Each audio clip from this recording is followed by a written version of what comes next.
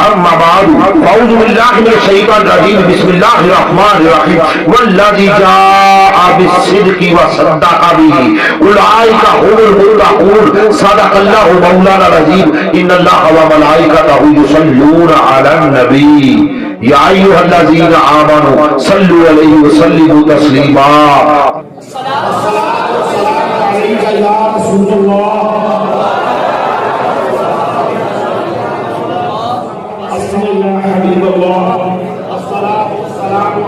یا نبی اللہ الصلاۃ والسلام علیک یا خاتم النبیین الصلاۃ والسلام علیک یا خاتم المعصومین وعلی آلک وصحابک یا نور اللہ اللہ جل جلالہ و مجدہ و لا الہ غیرہ کی ہم کو سنا کے بعد آقا جو خبر آدم بنی آدم رحمت عالم آپ یار میرے آقا ساری کائنات کے داتا ولی حد و سلام شہنشاہ فتح جناب احمد بن کباب محمد مصطفیٰ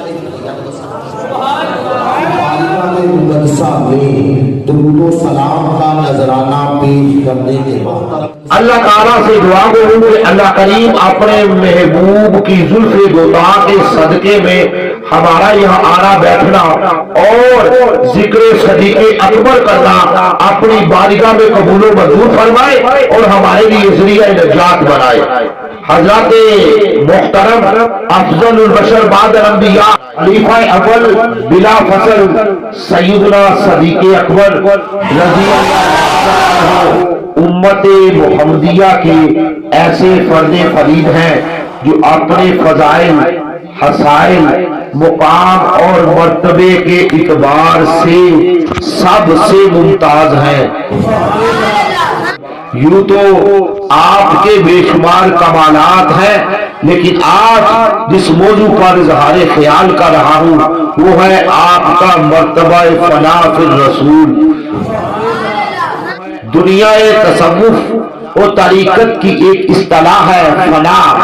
فنا کا مطلب ہے کہ ایک ذات کے سوا باقی کچھ بھی یاد نہ رہے، بس وہی ذات مطلوب ہو، معشوق ہو، محبوب ہو، نظر بھی وہی آئے، سامنے بھی وہی رہے، خیالوں میں بھی وہی سما جائے، اس کے سوا کچھ بھی یاد نہ رہے، نسیان ما سوا اللہ ہو جائے، اس کو اصطلاح طریقت میں فنا کہتے ہیں۔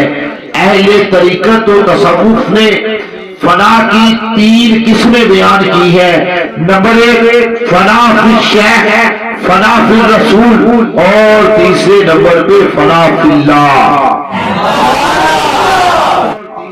مرید اپنے پیر کی ذات میں اور اس کے عشق میں اس قدر محو ہو جائے اور اتنا کھو جائے کہ سوتے میں، جاگتے میں، چلتے میں، پھرتے میں، ہر آن ہر گھڑی شیخ کا تصور اس کے سامنے رہے اور اس تصور میں اس قدر غرق ہو جائے کہ اس کو اپنی بھی ہوش نہ رہے۔ جب مرید کی شکل، صورت، رنگ، ڈنگ، لباس، کردار، گفتار اور رفتار پیر جیسی ہو جائے تو اسے فنا فی الشیخ کہتے ہیں۔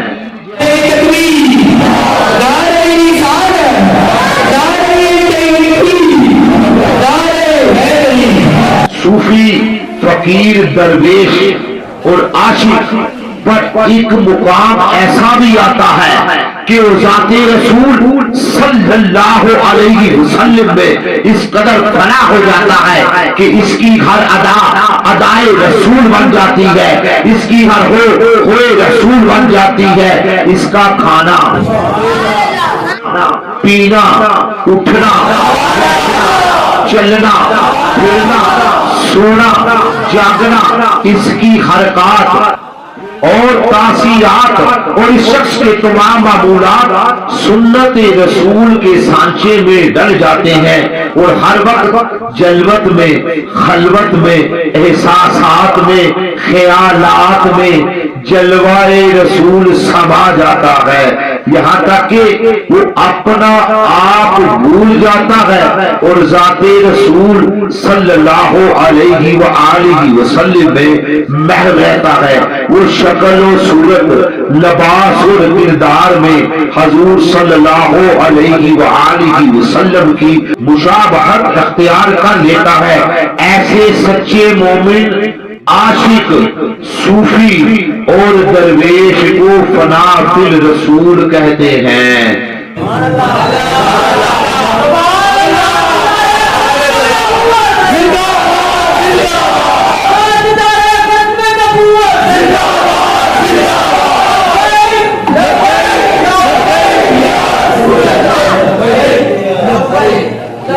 اس کے بعد بندے پر ایک وقت ایسا بھی آتا ہے کہ وہ دنیا معافی سب کچھ بھول جاتا ہے اور اللہ تعالیٰ کی محبت میں غرق ہو جاتا ہے۔ اس مرتبے میں اس کو سوائے خدا کے باقی کچھ سوجتا، کچھ یاد نہیں رہتا۔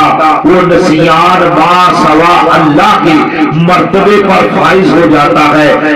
جبھی جا کے مکتب عشق میں درس مقام فنا لیا، جبھی جا کے مکتب عشق میں درس مقام فنا لیا، جو لکھا پڑا تھا نیاز نے سبھی صاف دل سے بلا دیا۔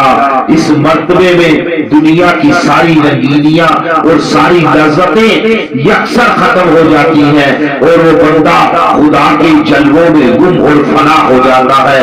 گویا اس کی حالت کچھ یوں ہوتی ہے، تجلا تیری ذات کا صوبہ سو ہے، تجلا تیری ذات کا صوبہ سو ہے، جدھر دیکھتا ہوں ادھر تو ہی تو ہے۔ جب اس کا یہ حال ہو جائے تو یہ اعلان کرتا پھرتا ہے، یہ کیسے پردے پڑ گئے چشمے خلق پر، ارے یہ کیسے پردے پڑ گئے چشمے خلق پر کہ چاروں طرف تلاش اور یار گھر میں ہے۔ حضرات محترم، یہ ایک مستقل موضوع ہے، صرف اشارہ مقصود تھا۔ کہنا یہ چاہتا ہوں کہ ان مرتبوں میں جو درمیانی مرتبہ ہے وہ ہے فنا فی الرسول، یعنی ذات رسول میں فنا ہو جانا۔ اس طرح کہ رسول پاک کے متعلق اس کا یہ حال ہو جاتا ہے کہ جدھر دیکھتا ہے، جدھر دیکھتا ہوں ادھر تو ہی تو ہے۔ اس کی ہر ادا ادائے رسول بن جاتی ہے۔ یہ بڑا عجیب مرتبہ ہے، یہ بڑی عجیب سنگت ہے، بڑی اعلیٰ رنگت ہے، جس کو فنا فی الرسول کہتے ہیں۔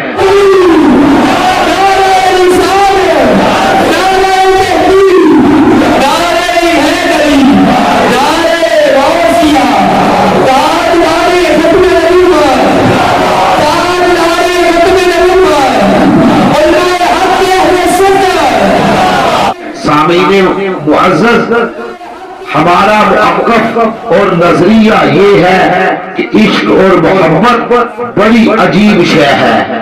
اس دنیا میں مصیبتیں ہی مصیبتیں ہیں، تکلیفیں ہی تکلیفیں ہیں، بیماریاں ہی بیماریاں ہیں، پریشانیاں اور مشکلات اور مصائب ہیں۔ یہاں سکون اور چین نہیں، یہاں اضطراب ہی اضطراب ہے، یہاں پیچ و تاب ہے۔ جو لوگ اس دنیا کی پریشانیوں سے گھبرا جاتے ہیں، انہیں یہ سمجھ ہونی چاہیے کہ دنیا تو نام ہی پریشانی کا ہے، سکون نام کی تو یہاں شے ہی کوئی نہیں۔ ہاں ہاں سکون بھی ہے مگر دنیا داری میں نہیں، بلکہ اپنے محبوب کے عشق میں، اس کے کہ وہ محبوب فانی ہے یا باقی مجازی ہے یا حقیقی، اور اس کا سکون وقتی ہے یا دائمی، اس پر بحث نہیں۔ بات صرف اتنی ہے کہ اس دنیا میں صرف اپنے محبوب کے ذکر میں، محبوب کے دیکھنے میں اور اس کی باتوں سے دل کو سکون ملتا ہے،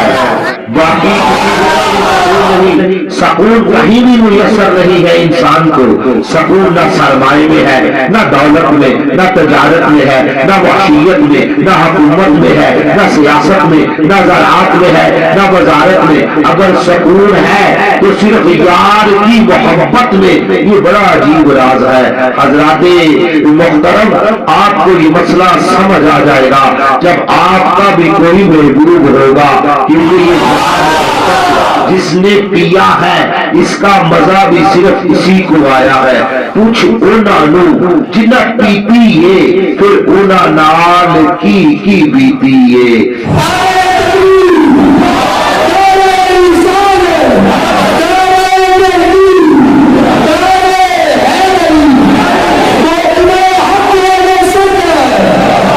ایک ایسا جوہر ہے جس میں سکون ہی سکون ہے، قرار ہی قرار ہے۔ عاشق کو اس راہ کا ہر زخم بھی قبول ہے، اس کے لیے اس گلشن کا ہر کانٹا بھی پھول ہے، اس رستے کی ہر الفت بھی اسے الفت کا مزہ دیتی ہے۔ عاشق محبت کے نشے میں ایسا مست رہتا ہے کہ یار کے نام پر اگر کبھی سے کھال بھی اتروانی پڑے تو مسکرا کر سب کچھ قبول کر لیتا ہے، اور ہر پیشانی سے استقبال کرتا ہے۔ حضرات محترم، جو موضوع میں بیان کرنا چاہتا ہوں وہ یہ ہے کہ فنا فی الرسول اسے کہتے ہیں۔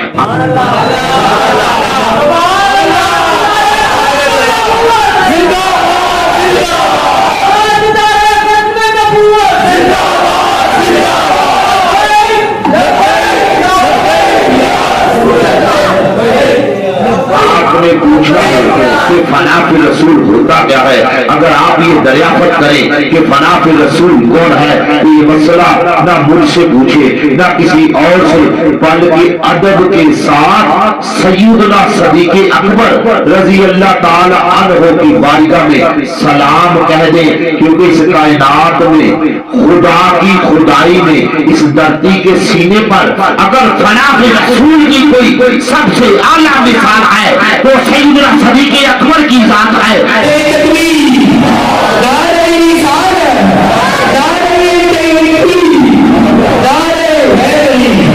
جب کوئی محب اپنے محبوب کی ذات میں فنا ہو جاتا ہے تو فنا کا نتیجہ یہ نکلتا ہے کہ محبوب کی جتنی کفیتیں، حصیلتیں اور عادتیں ہوتی ہیں وہ سب محبوب میں سما جاتی ہیں۔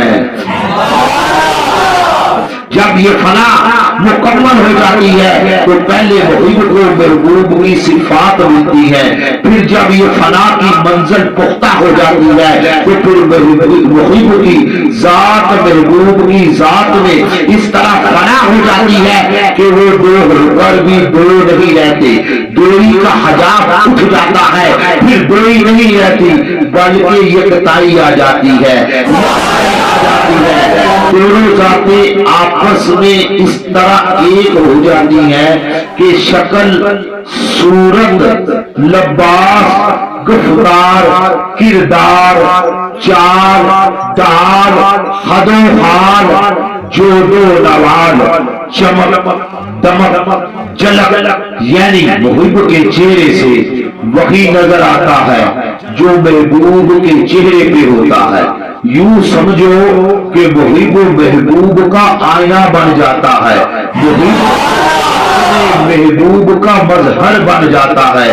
حضرات گرامی، فنا کی یہ حالت اگر آپ نے دیکھنی ہو تو دنیا کے قصے چھوڑو، سونی اور میوال کو چھوڑو، ہی رانجھے کے قصے بند کر دو، لیلا مجنوں کی باتیں نہ کرو۔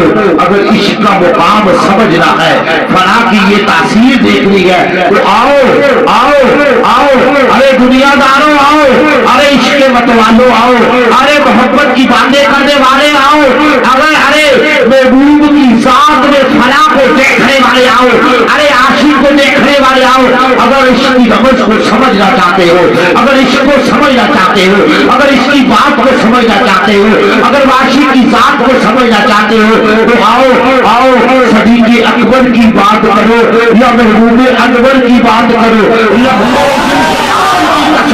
اس کائنات میں محبوب مصطفیٰ جیسا कोई नहीं और मुहिब सदीक अकबर जैसा कोई नहीं।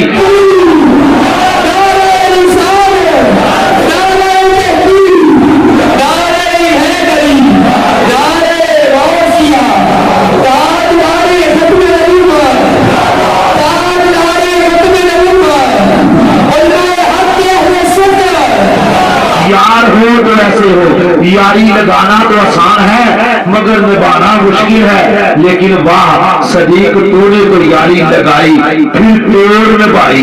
इस यारी का कमाल हबीबुल इस्लाम हजरत साहबजादा पीर फैजुल हसन शाह रहमतुल्लाह तआला अलैह ताजदार आलम हाशरी बाज़बाने पंजाबी यूं बयान फरमाते हैं, वाह सदीक तेरी यारी को कुर्बान जावा, वाह सदीक तेरी यारी को कुर्बान जावा। तू यारी ते मक्के विच परवान चढ़ाई ते मदीने विच जवान कराई ते बदर विच नाल विच तोड़ नभाई ते हशर विच। वाह सदीक वाह, वाह सदीक वाह तेरी यारी तो मैं कुर्बान जावा। पानी बनन सहेलियां रंगा रंग गड़े, अरे पानी बनन सहेलियां रंगा रंग गड़े, भरिया उसदा जानिए जिसदा तोड़ चढ़े। हजरत सदीक अकबर ने ऐसी यारी लगाई कि अपने मुहिबो महबूब के इश्क में फना हो गया, यार का आईना बन गया, अपने महबूब का मजहर बन गया। अभी हिजरत मदीना के मौका पर अहले मदीना हजूर के चेहरा अनवर के शनासाना थे। हजूर अलैहिस्सलातो वसलाम ने मदीने के करीब कुबा की बस्ती में डेरा लगाया तो शहर मदीना और मुज़ाफात मदीना के लोग जोक दर जोक हजूर की जियारत के लिए दौड़े दौड़े आए। हदीस में आता है दूर दूर से लोगों के जुमगट्ठे आए, लोग कतार अंदर कतार हाजिर हुए ताकि हजूर सल्लल्लाहु अलैहि वसल्लम की कदम बोसी कर सके, सलाम करें। लेकिन जब करीब आए तो एक अजीब नजारा देखा कि दो यार बैठे हैं, दोनों एक जैसे सोने हैं। इनका हाल कुछ ऐसा है कि दोनों का लिबास एक जैसा, दाढ़ियां एक जैसी, जुल्फे एक जैसी, रंगते एक जैसी, संगते एक जैसी, रंग एक जैसा, दंग एक जैसा, आहंग एक जैसा, चेहरे पर चमक एक जैसी, लबों पर दमक एक जैसी, आंखों में झलक एक जैसी, जिस्म की महक एक जैसी। अब हजूर भी अल्लाह की कुदरत का ये मंजर देखकर खामोश है, सदीक अकबर भी खामोश है, मगर लोग हैरत में मुब्तला है कि अब करे तो क्या करे, किसको पहले मिले। अदाब का तकाजा तो ये है जो आका हो उसको सलाम पहले करे, मगर अब मुश्किल ये है कि लिबास दोनों के एक जैसे हैं, सूरतें दोनों की एक जैसी हैं।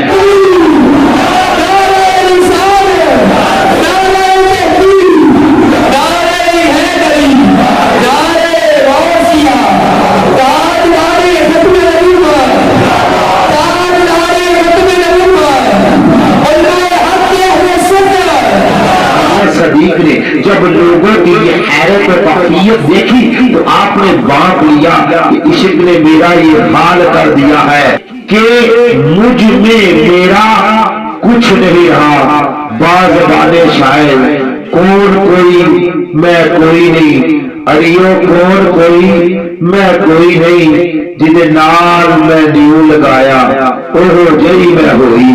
सदीक बाप के मामला क्या है, अब सदीक ने फर्क खुद वाज़िया करना था और लोगों को ये समझाना था कि आका कौन है और गुलाम कौन है, मौला कौन है और खादिम कौन है। हजरात मुहतरम फिर जिधर से दूर पाने का खदशा था, इस तरफ सदीक अकबर रजी अल्लाह ताला अन्हु खड़े हो गए, क्योंकि गर्मी की वजह से हबस थी। लिहाजा सदीक अकबर ने अपनी चादर से हजूर अलैहिस्सलातो वस्सलाम को पंखा जलना शुरू कर दिया।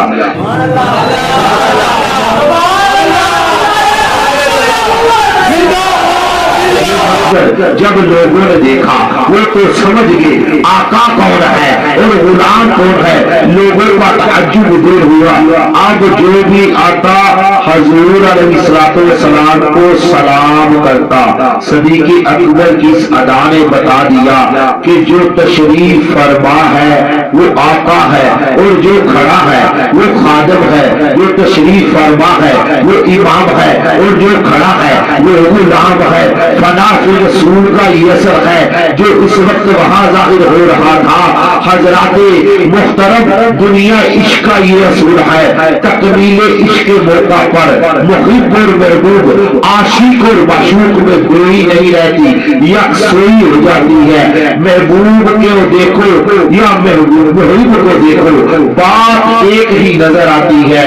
حضور صلی اللہ علیہ وسلم نے ارشاد فرمایا، جس نے مجھے دیکھا اس نے حق دیکھا۔ اس حدیث پاک میں بھی فنائیت کی خبر ہے کہ نبی کی ذات خدا کے جلووں میں اس قدر فنا ہے کہ نبی کو دیکھ لیا تو سمجھ لو خدا دیکھ لیا۔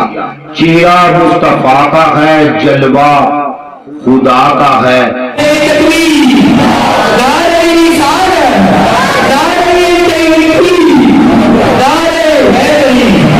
حضرات محترم، عشق کیا ہے یہ لفظوں میں بیان نہیں ہو سکتا۔ محبت معنی و الفاظ میں لائی نہیں جاتی، محبت معنی و الفاظ میں لائی نہیں جاتی، یہ وہ نازک حقیقت ہے جو سمجھائی نہیں جاتی۔ بس یوں سمجھو کہ عشق ایک آگ ہے جو محبوب کے علاوہ سب کو جلا دیتی ہے، یا یوں سمجھو کہ عشق ایک ایسی تلوار ہے جو ہر ما سوا اللہ کو کاٹ کے رکھ دیتی ہے۔ اگر اللہ کے ساتھ فنائیت ہو جائے تو بندے کو اللہ کے سوا کسی سے تعلق نہیں رہتا۔ اگر رسول اللہ کے ساتھ فنائیت نصیب ہو جائے تو عاشق کو سوائے رسول اللہ کے کسی سے تعلق نہیں رہتا، وہ ذات رسالت میں فنا ہو کر رہ جاتا ہے۔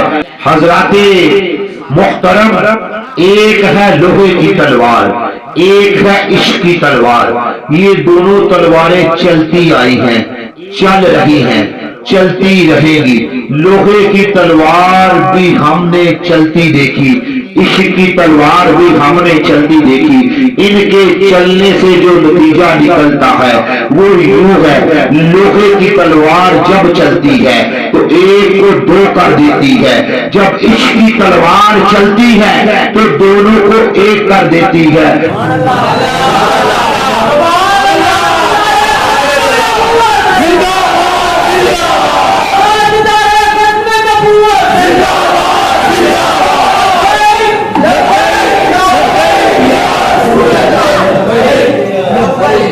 سبحان اللہ، آمد بسر مطلب سیدنا صدیق اکبر کامل فنا فی رسول ہیں، اور اس مرتبے میں آپ کا نہ کوئی ثانی ہوا ہے، نہ ہو سکتا ہے، نہ ہوگا۔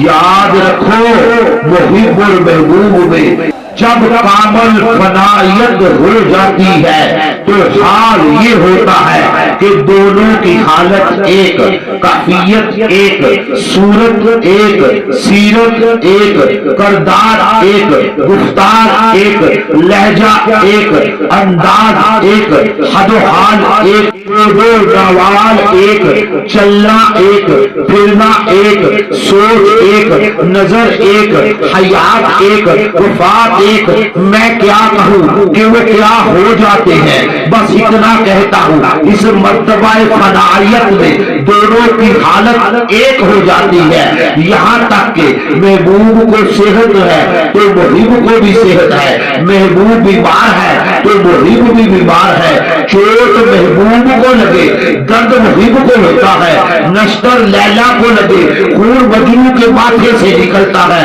سنو سنو عشق کی ریت یہ ہے. غزوہ احد میں پتھر میرے نبی کے دندان اقدس کو لگے اور خون اور ایسے کرنی کے منہ سے بہتا ہے.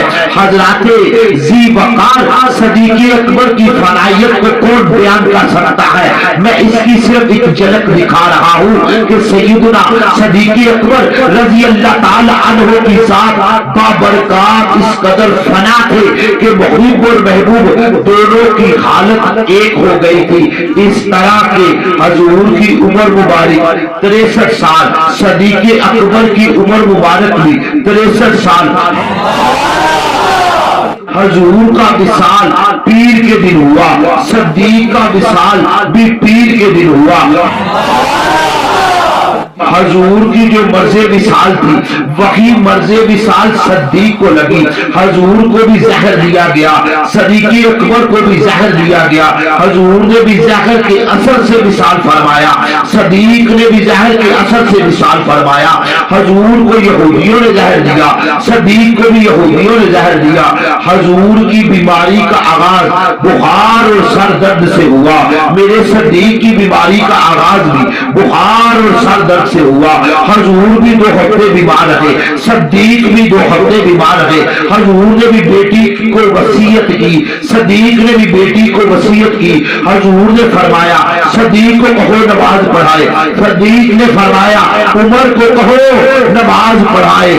دونوں کی مرض ایک جیسی, دونوں کی مرض کی وجہ ایک جیسی, مرض کا آغاز ایک جیسا, مرض کا انجام ایک جیسا, مرض کی طوالت ایک جیسی, دونوں کی عمر ایک جیسی, دونوں کے وصال کا دن بھی ایک جیسا. یہ ہے فنا فی رسول ہونے کی علامت.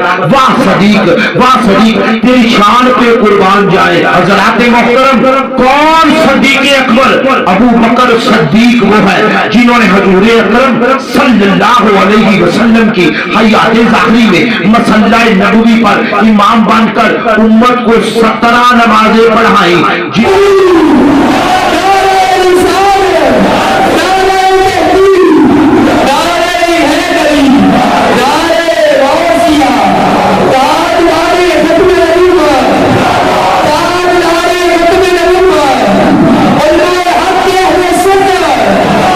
جن کے بارے میں حضور علیہ نبی علیہ السلام نے ارشاد فرمایا ہم پر جس نے بھی احسان کیا ہم نے دنیا میں اس کے احسان کا بدلہ دے دیا, مگر ابو بکر تو ہم پر اتنے احسان کیے ہیں ان کا بدلہ اللہ رب العزت خود قیامت کے دن ادا فرمائے گا.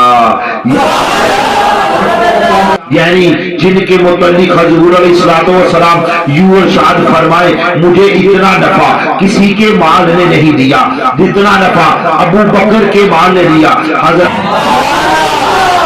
حضرات گرامی ذرا سوچئے کہ جن کے مال کی تعریف اللہ کا محبوب صلی اللہ علیہ وسلم فرمائے وہ مال کتنا پاکیزہ ہوگا. جس شخص کی کمائی اتنی پاک ہے وہ خود کتنا پاک ہوگا. صدیق اکبر رضی اللہ تعالی عنہ کا مال وہ ہے کہ جس سے مسجد نبوی کی زمین خریدی گئی. اب غور کرے جس زمین پر ایک سجدہ 50,000 سجدوں کے برابر ہے, جس زمین پر ایک نماز 50,000 نمازوں کے برابر ہے, جس زمین کے متعلق حضور علیہ نبی علیہ السلام نے ارشاد فرمایا میرے گھر اور منبر کی درمیانی جگہ جنت کے باغوں میں سے ایک باغ ہے.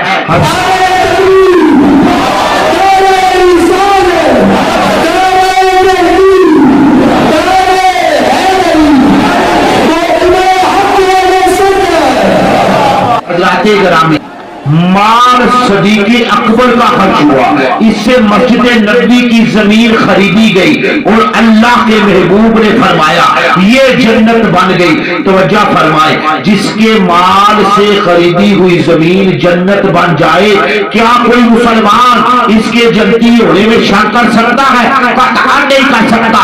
جو صدیق اکبر کی صداقت دے جو صدیق اکبر کے ذاتی ہونے میں شک کرے قسم رب کائنات کی جس کے قبضہ قدرت کے اندر میری جان ہے وہ بندہ خود جہنمی ہے اس کے جہنمی ہونے میں کسی کو شک نہیں ہونا چاہیے حضرات محترم سیدہ عالمین سیدہ طیبہ طاہرہ عابدہ زاہدہ فاطمہ زہرا رضی اللہ تعالی عنہ کی قبر انور کے تعین میں دو روایات ملتی ہیں پہلی سے ایک قبر انور جنت البقیع میں ہے دوسری روایت ہے کہ حضور کے روضہ پاک کے متصل پیچھے جاریوں کے اندر جو حجرہ ہے وہاں ایک قبر انور ہے اہل کشی یعنی شیعہ حضرات رافضی اس روایت پر زیادہ اعتبار کرتے ہیں میں پوچھتا ہوں کہ اے منکر صدیق بتا تو صحیح صدیق اکبر کے مال سے خریدی گئی زمین پاک ہے تو وہاں تاجدار مدینہ اور سیدہ کائنات کے مزارات ہیں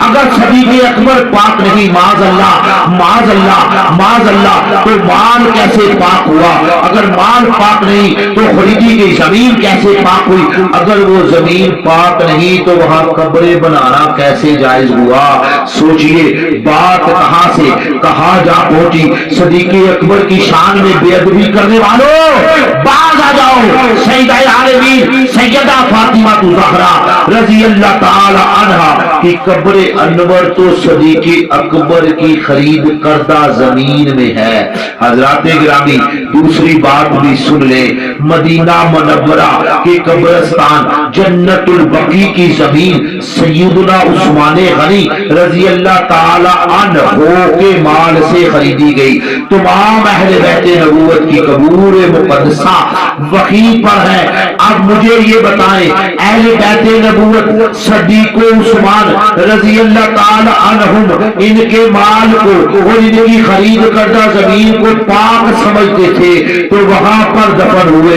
وہ لوگ جو حضرات صدیق و عثمان رضی اللہ تعالی عنہما کی شان کو نہیں مانتے ان سے پوچھو پھر اہل بیت نبوت کی قبور مقدسہ کے متعلق تمہارا کیا خیال ہے جو ان حضرات کی خرید کردہ زمین پر بنی ہوئی ہیں یوں نہ آؤ بچھی تان کر اپنا بیگانہ ذرا پہچان کر کچھ بدبخت ایسے بھی ہیں جو کہتے ہیں ابو بکر جنت میں نہیں جائے گا ہم کہتے ہیں وہ تو اب بھی جنت میں ہے ریاض الجنت کی بہاروں سے لطف اندوز ہو رہے ہیں جنت تو صدیق و عمر کی ہے جنت میں تو صدیق و عمر کے ماننے والے جائیں گے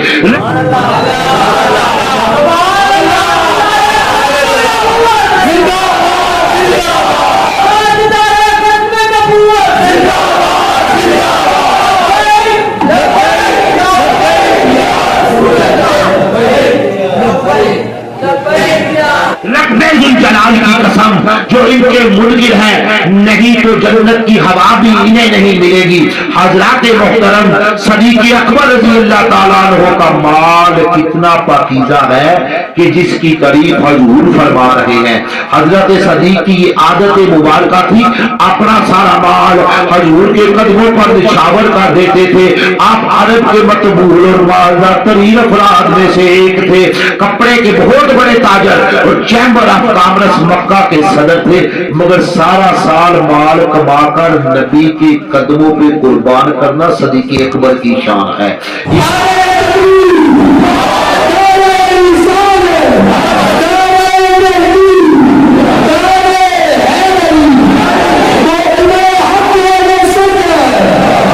ایک وقت ایسا بھی آیا سب کچھ دین کی خاطر قربان کر دیا حضور کی بارگاہ میں اس حال میں بیٹھے تھے کہ اپنی ابا کو اپنے جو کرتا پہنا ہوا تھا جو قمیض پہنی ہوئی تھی اپنے سینے پر ببول کے کانٹے سے جڑا ہوا تھا جو قمیض صدیق اکبر نے پہنی ہوئی تھی اس کے بٹن بھی اتار کر نبی کی بارگاہ میں پیش کر دیے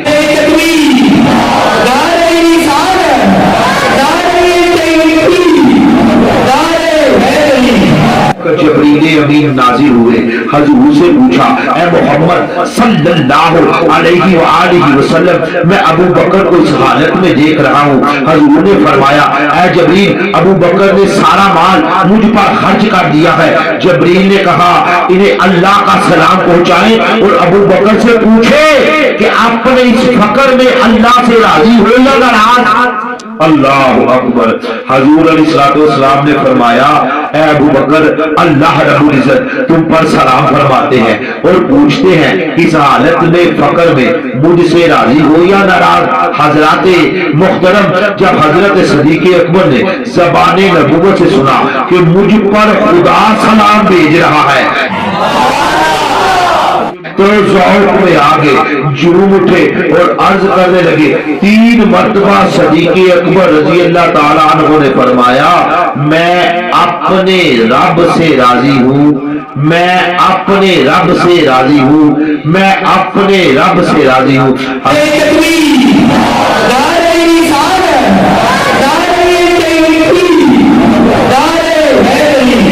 हज़रात मोहतरम, बहम्द ताला हम अहले सुन्नत हैं। हमारा मुअक्कफ़ ये है, अली मुर्तज़ा भी शान वाले, सदीक़ अकबर भी शान वाले, हम सबको मानते हैं। लेकिन जरा इस पर भी गौर करें, अली अली है, सदीक सदीक है। अली सारी जिंदगी जब जरूरत पड़ी नबी के घर से खाते रहे। ये कोई मामूली बात नहीं, बड़ा मर्तबा है, क्योंकि मंगते तो है मंगते, मंगते तो है मंगते, कोई शाहों से दिखा दो जिसको मेरी सरकार से टुकड़ा ना मिला हो। सदीक वो है जो सारा साल माल नबी पर लुटाते रहे। अली अली है, सदीक सदीक है, सदीक का शानाए नबूवत से खाते रहे, अली का शानाए नबूवत से खाते रहे, सदीक जाते नबूवत पर लुटाते रहे। अली ने बेटी दी, सदीक ने बेटी दी। अली ने भी ऐलान इस्लाम किया, सदीक ने भी ऐलान इस्लाम किया। फर्क बस ये है, जब अली मस्जिद नबी में नमाज के लिए आए तो सदीक मुसल्ला नबी पर खड़े इमामत करा रहे हैं। सुनिए हजरात, अली हमारा इमाम है, मौला अली हमारा इमाम है। असफिया हो या औलिया हो, अकताब हो या अगयास हो, अब्दाल हो या औताद हो, सलाहा हो या शोहादा हो, अली सबका इमाम है। अली हमारा इमाम है और सदीक वो है जो अली का भी इमाम है। फिर सुनो, अली हमारा पीर है, जरा ज़ौक़ से बोलो, अली हमारा पीर है। कोई सिलसिला तरीक़त हवा नक्शबंदी हो या मुजद्दिदी हो, कादरी हो या सोहरवर्दी हो, शाज़ली हो या चिश्ती हो, अली सबका पीर है। जो अली को पीर ना माने वो बड़ा शरीर है। अली हमारा पीर है और सदीक अली का भी पीर है। हजराते मोहतरम, आमद बसरे मतलब अल्लाह रब्बुल इज्जत की जात कुरान पाक में फरमाता है,